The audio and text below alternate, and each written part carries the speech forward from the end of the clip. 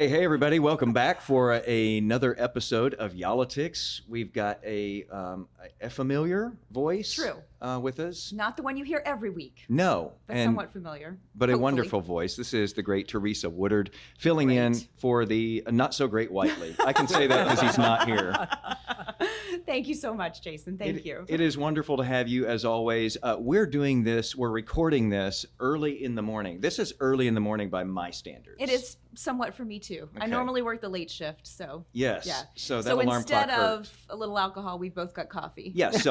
So for our guests here, I don't know if y'all are aware, usually we discuss a topic having to do with Texas politics, and we have a Texas beer while we're doing it. It's a very laid back In order to make the discussion go down, sometimes you need a little alcohol to to go with it. or to loosen things up a little bit. But yes, today I think we all have coffees and water because it's early in the morning. We've got a couple of extraordinary guests with us today, and so we want to just dive right in here. We have Andrew Yang, former Democratic presidential candidate from 2020, and we also have Todd Whitman, the former governor of New Jersey and the EPA administrator in the George W. Bush administration. Thank you both for being with us. Yeah. Pleasure. It's great to be here. Thanks for getting up. So You were worth it. I don't know that I'm totally awake yet, but we're working on it. So Andrew Yang, you ran, of course, in the Democratic presidential primaries. Governor Whitman, you were a career Republican. Served in a Republican administration, and were a Republican governor of New Jersey. And here you all are together. And what brought you together is a new party. Called the Forward Party. Not left, not right, but forward. is the motto. Tell us a little bit about that and why you're here in Texas. Texas is an extremely important state. I think all Texans know that. They do tell everybody that as well, but that's not news. But no, seriously, it is. And Texas is looked on as a one-party state. Absolutely. And when you look at the fact that there are so many of your elective offices that are uncontested, where people don't have a choice, and you have offices that are never filled because nobody bothers, our democracy is in trouble. And we believe strongly in giving back power to the people, and Forward is a different kind of party in order to do that. It's hope for the hopeless and a home for the homeless, those people who don't feel comfortable with either the Republican or Democratic Party, although we will support candidates from either of those parties, independent party, whatever, as long as they agree with our principles, which are pretty simple. Respect for the rule of law, uphold the Constitution, be willing to work across the aisle, and most importantly, be willing to change the way we choose our candidates.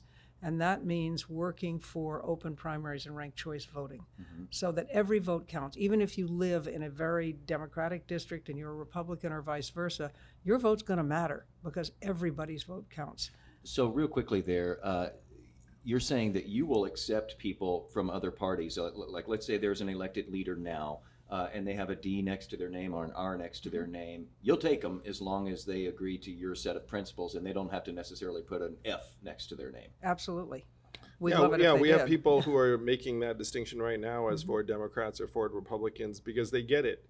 And the reason why the governor and I are rallying so many Texans and Americans to this is that we all know our politics is not working. We know our politics does not represent the vast majority of us at this point. And if you are a Democrat or an independent or even a moderate Republican in Texas, you're not sure whether your point of view is actually being represented in our elected leaders, and you're not alone. The fact is 75% of this country is a one-party system. We talk about this two-party system. In most of Texas, aside from a couple blue areas, they can ignore what most Democrats want. The same is true in reverse in a place like New York or California. Well, they'll just ignore what Republicans want. And then when we see our communities degrading, they say, who's to blame? Those people over there. They're just deflecting the fact that it's a system that is set up to fail us and our communities over and over again. When I came off the trail after I ran for president, I had objectively overachieved, but I still felt despondent about the nature of our politics. And so I dug into why, and I realized that it's the two-party system that is pitting us against each other, that is inflaming and antagonizing us, and is not meant to deliver solutions, not meant to deliver a better way of life. What is it meant to deliver? Aggravation, hostility, and also saying, look, we're one iota better than the other guys. So you're talking about a system that's been in place for decades, generations. How do you begin to dismantle this? Because this is just who we are, it feels like, in America. No, and that is that's exactly wrong. what we, yeah, go ahead, Right, Governor. yeah, we're all tribal, yes. Don't forget, this is what our founding fathers warned us against. True. That parties would supersede policy. And what we're doing is starting at the very base grassroots level. We are not putting a candidate up for president. That's not what we're doing. So there's not going to be in 2024 a forward party candidate. No. I mean, we may support a candidate. Various members of the forward party will undoubtedly support one candidate or the other. But that's not what we're doing. Like building a house, you have to have a good foundation. We are building a movement and a party that will actually change the way politics works, where the way the system is working now. Because what we have to do is break the hold that the two parties have over candidates. I mean, they determine what you can say, what policies you have to support, how you have to vote. That's just wrong. We want candidates who will actually support the people who elect them. And that's why we believe so strongly in ranked choice voting and open primaries and working at the grassroots level. I mean, it matters who's on your school board, who's on your library commission. We see that more and more. Who is your mayor? And people can relate to that as well. Because you talk about Congress, and I said, we can't do anything about the Washington, that's crazy. No, I love unpacking this statement, Teresa. It's like, it's who we are. I mean, who we are really is your listeners. And your listeners are frustrated, ticked off. They don't feel like this ideological battle reflects who they are and what they care about. And by the way, there are millions of Texans who resemble this. And the way we get out of this is we actually rise up and say, look, we're tired of the blue versus red nonsense. It's not left or right, it's forward. And then we start contesting the 43% of uncontested local races here in Texas. You make common cause with people who, might be leaning to one party or the other and say, look, you can put that stuff down. We're not going to let them play us and manipulate us against each other. And it turns out that the majority of local races here in Texas are nonpartisan by nature. So Forward can make a huge difference very quickly. It's one reason why the governor and I are here in Texas. We're going from here to Austin and Houston. And in each environment, hundreds of people have signed up because they know it's not working. And we can change it. I'm a numbers guy. The numbers are all there. There are at least 3 million Texan voters who are aligned with this message in a state where 8 million voted for governor. And if you look at the math, you don't need 51% of state legislators to change everything in the state. What do you need? You might need 5-10% of legislators. And we can get that. The people who are listening to this, you all listen to this because you want a better way of life for yourself, and you know whatever is happening right now is not delivering. So this is how we deliver it. That's why the governor and I are here. And we believe everybody should have a choice. I mean, when you think about the assembly here, the state legislature, of the 150 members, 58 of those seats are uncontested. Absolutely. Everyone should have a choice. And that's where there are 500,000 elective offices across the country, and in any given year, almost 70% of those are uncontested. And of those, 5 to 10% are never filled. That's just wrong. They're not contested because this is the game the parties are playing. Exactly. The parties just split it up into blue and red turf. And then if you're in blue turf, they've got it. Red turf, they've got it. They pretend there's a contest. There is not a contest. The governor just laid out the numbers. We're going to create the competition. We are the pro-dynamism, pro-competition party. How do you do that, though? Because in this state for a long time, just as you say, it has been whoever wins the primary is the winner in the general. And we know that whoever wins the Republican primary. Yeah, and the thing is, we know that that's a tiny sliver of the electorate that's showing up for the primary. So you might have the people on the most, and you mentioned other states that are blue. You might have the people who are the most extreme on the edges here who are showing up and picking the winner, not just for the primary, but essentially for the general election as well. How do you shake that system? I know that you all want to, you push for independent commissions for redistricting, which is huge. You're pushing for ranked choice voting, which is, proven itself in a lot of places. It's been confusing, but it does produce a different outcome than what we've seen in the past. But it also produces a different type of campaign. It does, And because you have that's the to thing, appeal 'cause to the whole. You have to appeal to everybody, and you want to be liked. If nothing else, you want to be the second choice on everybody's ballot because of this, how the system works. It's an instant runoff is the best way to look at it. If no one gets to 51%, the bottom candidate gets knocked off, their second place votes get allocated up the ballot, and you keep going till someone has 51% of the support, 50.1. I mean, wouldn't that be nice to have somebody in office who actually had a majority of the voters' support? And it's by giving people the feeling that their vote will matter. That's the difference. They don't vote because why Jason, vote? you're asking the right question, which is the tactical on the ground question. So let's say you have a district in Texas and there's been a Republican in charge. They haven't been challenged really for quite some time, and everyone just takes it for granted. And then someone pops up, and let's say they're a reasonable business leader type, and they say, "Hey guys, I'm running on the Forward Party against this person who has checked out," honestly. And now, in most of these environments, if they ran with a D next to their name, it would be a loser, because everyone's like, "Oh, I don't like the Dems." Right. So, no, Right. if you run as Forward, this is the magic. You run as Forward Texas, no one knows what the heck that means. They look at it and say, like, "I have not been trained to love or hate this, so I guess I have to listen to the person. I have to hear what they're about." And guess what? They're going to be probably about what you want. Be like, "Oh, this is the common sense representative and leader that I wanted." And then that person can compete and win in places. By the way, the Democrats aren't even trying to win in a lot of these places. Right. And it's also true in reverse. Like, we are genuinely pro-competition in both environments. There are people in blue areas that are frustrated with what the Dems are doing or not doing, and the Dems are like, "Well, like, we have nothing to worry about," because if you run as an R in Austin, you're probably toast. But if you run as Forward, again, it's like, I don't know what that means, so let me check the person out. Again, we're being set up. We're being set up to fail by the R versus D fake battle. And so what we're going to do is we're going to show up and present genuine choices. And we're not going to be able to do it in every district in Texas, but we can do it in a critical mass and make headway here very, very quickly. Well, so with that hypothetical Forward candidate that you might put forward against, let's say, a longtime Republican, would that candidate maybe have an F in front of their name? And the reason I ask this is because we did a podcast. Gosh, it feels like it was forever ago now. But it was with a no labels sort of movement here in Texas.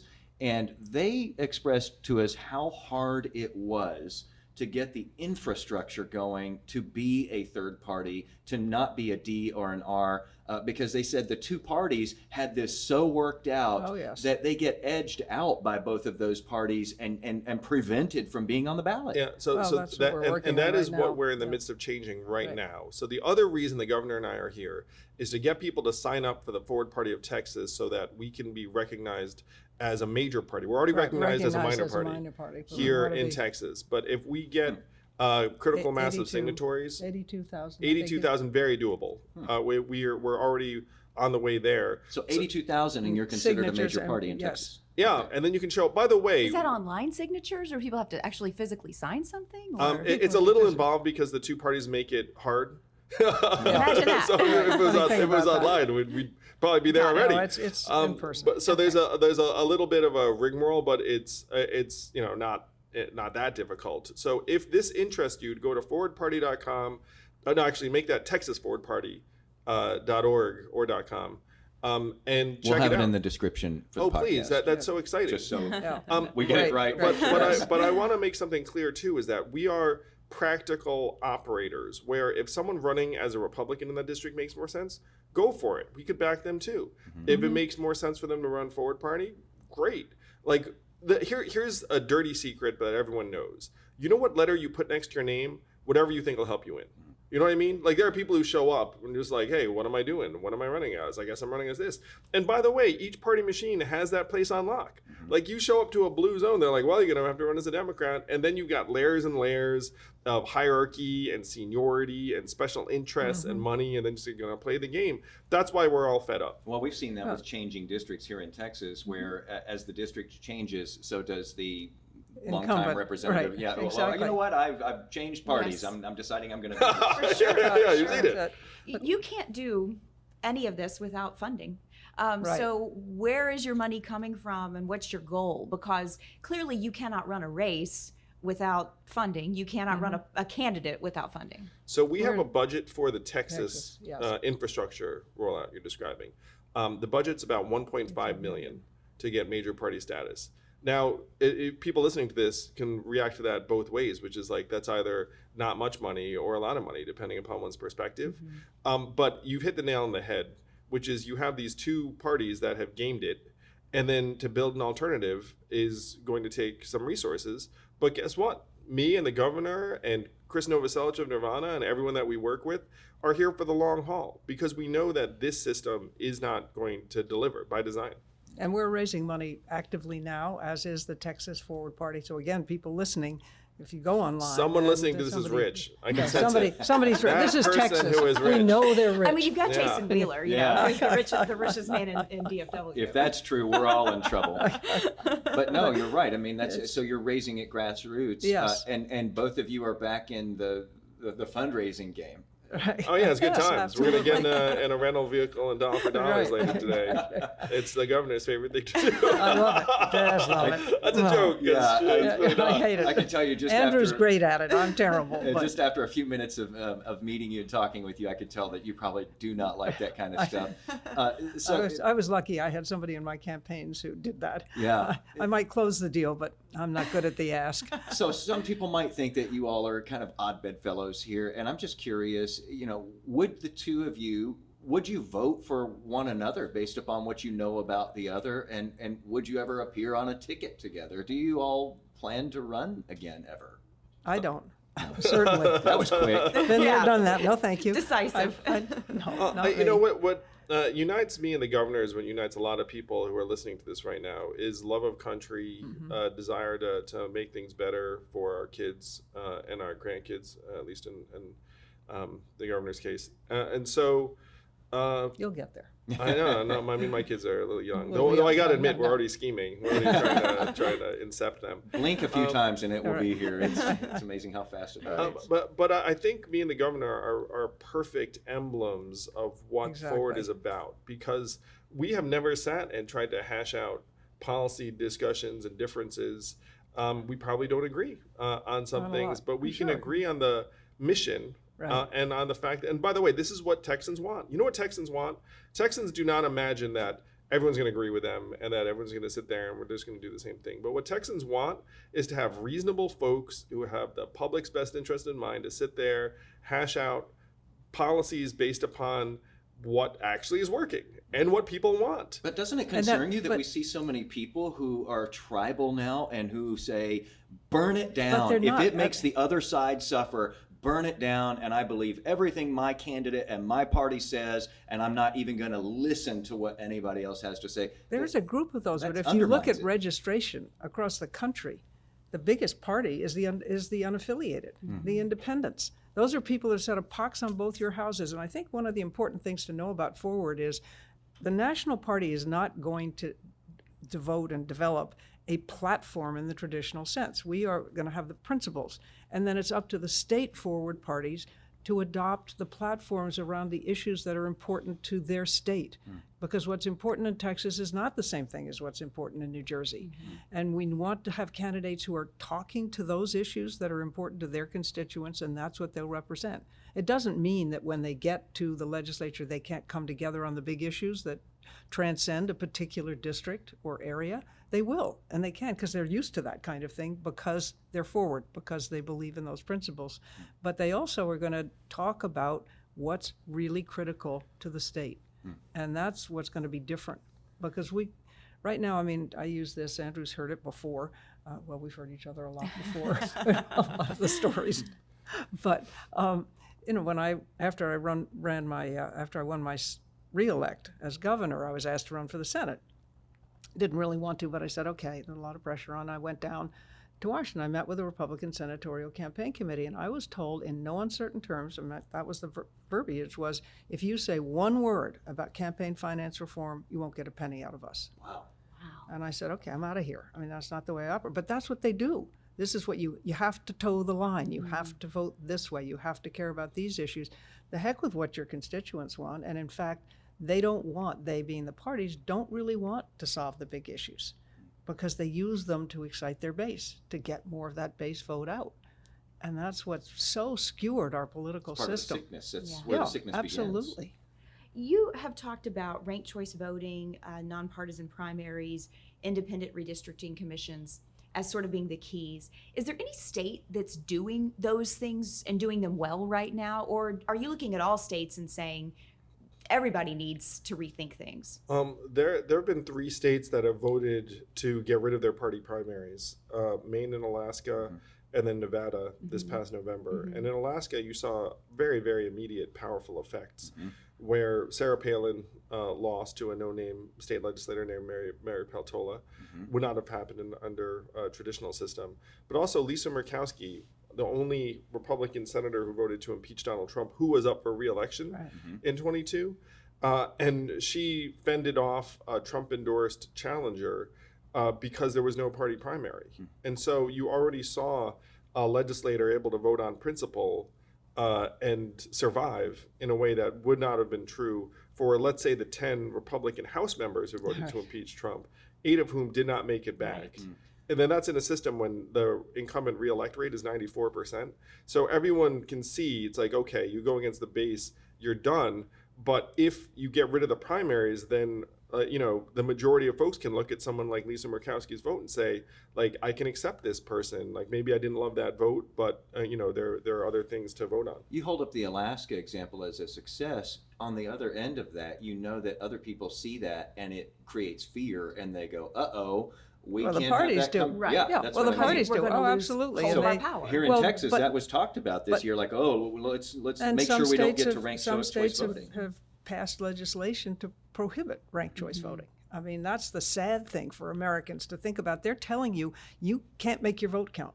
If you're an independent in some states where it's difficult to, or you can't vote at all in a primary, that's it. Your vote doesn't, you're a non-person as far as the parties are concerned. But if you look at Nevada, when they put that ranked choice voting on the ballot, both parties came out big time. Yeah. So people Big mistakenly against it. think that it somehow helps one side or the other. Like the governor said, the Democrats came out against it in Nevada, and there are probably a lot of folks who listen to this who like figures like Glenn Youngkin. Glenn Youngkin was nominated via ranked choice voting by the Virginia GOP. What ranked choice voting does is it actually brings out majority appeal. And Glenn Youngkin was just a more electable candidate. If Republicans wanted more electable candidates, they would just say, let's go with this process.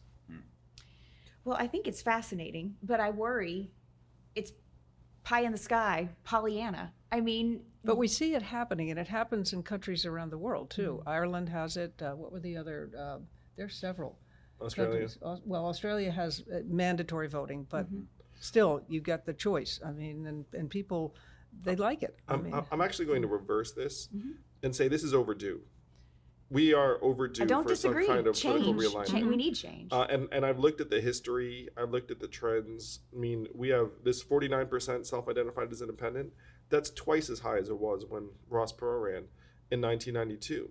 The faith in that the current system's working, record lows. Right. 2/3 of young people don't like either party. All of the trends are heading in this direction. The question is, what is going to come of this energy? Is it going to be the tear it down, nothing's working, I don't believe any of you energy, which by the way, that energy is rising and winning. It is. Or is it going to be the look, we get it. Things are not working because the system has been rigged to exclude you. We are going to unrig it as fast as we can. Now, unrigging it is not fast, it's not cheap, it's not easy, but we're fucking Americans and we have done this before. So we're either going to do it now or watch this state and the rest of the country continue to be at each other's throats and wonder what the heck happened. I was going to ask that. What if this doesn't work? What if this fails? What if this doesn't catch on? We're not thinking that way. And But- there were 10 but ballot if- initiatives last year and local elections for ranked choice voting. 8 of them passed. I mean, once people understand it gives them the power to be heard, they want it, and they will support it. It's getting that message out and explaining to them, what the parties say, and they've done this in several states. Their pushback against it is it's too confusing. You can't think one, two, you can't make choices. I mean, you do it every day in your life. So to tell you that you're too dumb to be able to pick and rate candidates on a ballot is an insult. But Simple math. Yeah. But if we stay with the current system as it is, what's your outlook for this country? I'm afraid we're going to lose our democracy. How long will that take? Unfortunately, not as long as I'd like it to. Unfortunately, you can measure it in months, not years at this point. Exactly. It's that dire. It's that dire. We it really is. We can feel all it. see it. I mean, I'm a numbers guy, and the polarization and political stress are at literal civil war levels. By the way, have talked about that out loud, yes. including elected leaders. Yes. And we are right now an anomaly in our own history, but we're also an anomaly worldwide. Like there are not a ton of examples of two-party systems that have become this polarized around the world. A lot of other countries are looking at us being like, what is going on with you guys? And the thing is, we are being set up by a series of corrupt design choices, really. And the message that, because I'm in some ways like a terrible politician. Like I'm a numbers and systems guy. Like I'm just going to throw a couple numbers out that illustrate where we are. Like the approval rating of U.S. Congress right now is like 20%, 22%. The incumbent reelect rate is 94%. So think about it if you were in a business environment where 4 to 5 of your customers were pissed off and you change nothing. Like that's what America's political system is right now. And then when people are getting more and more aggravated, they're being told, you know why you're aggravated? Like it's because of the other team. Yeah. And it's tearing apart families, it's tearing apart communities, it's tearing apart friendships. That's where we're going.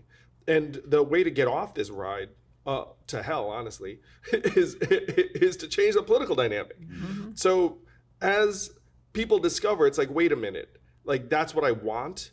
And that's why we're here in Texas. I cannot tell you how uplifting it is to be around the volunteers and activists and leaders who are raising their hand here in Texas. Tons of service families, tons of military veterans who are accustomed to country over party. Like this is the mission. And we know we're going to succeed because failure is not an option. So you're seeing a response here in Texas, though? Oh, yes, a really good response. You have elected officials. You have, as Andrew says, a lot of military because for the most part they stay apolitical when they're in the service and they stay that way when they get out. And they are, in fact, Andrew has that great example of Nevada of the last ad, the ad that really took ranked choice voting over the edge of a Marine. Right? Yeah, it was a military veteran who was looking at the camera saying, I went overseas to defend the country for years. I came back and I can't vote in our primaries. I don't think that's right. And then the average combatant was like, well, that's not right. But that's essentially what we're talking about here. So many people, votes are just tossed. And you see legislatures making efforts now to actively make it more difficult for people to vote. We've certainly seen that in Texas. Yes, you've had a Absolutely. number of bills. My last question for you, you've talked about polarization and we've seen hate, absolute hate from both sides. But we also see so much apathy, especially in Texas. People don't vote. That's what people say. Right. Texas is not a red state, it's a non-voting state. How do you reach those folks who have just hit the limit where they say, this is BS, I can't listen to it anymore, and I'm just not going to participate? Yes, because Andrew, you said 8 million people voted for the governor's race There's last time. almost 30 million people in Texas. Well, there were another 8+ million who were registered and didn't show up. Exactly. Well, that's what got us here. Is it started with people just being lazy in primary, saying, it's a sunny day, I'll go play golf, or it's raining and I don't want to get wet, and not bothering to vote. And now it's gotten to the point where, well, my vote's not going to matter because I'm all in a red and white. And then they get discouraged like that and walk away from it. We're offering them hope. That's why I say we're hope for the hopeless, because we are saying this is a real thing that can happen. It's happening now in states around the country. It is happening around the world. It is what our founding fathers, it's how we were governed as a country in the early years, I mean, for decades. And now we said, we got to bring that back. That's what we're doing, is bringing back the kind of democracy that was envisioned. Like there are two things I'd say here. I think a lot of people are checked out of politics because they don't think it's going to make a difference, and they don't want to get caught in a nasty conflict. And so we actually are exciting some people who are in that camp, because they're like, oh, wait a minute.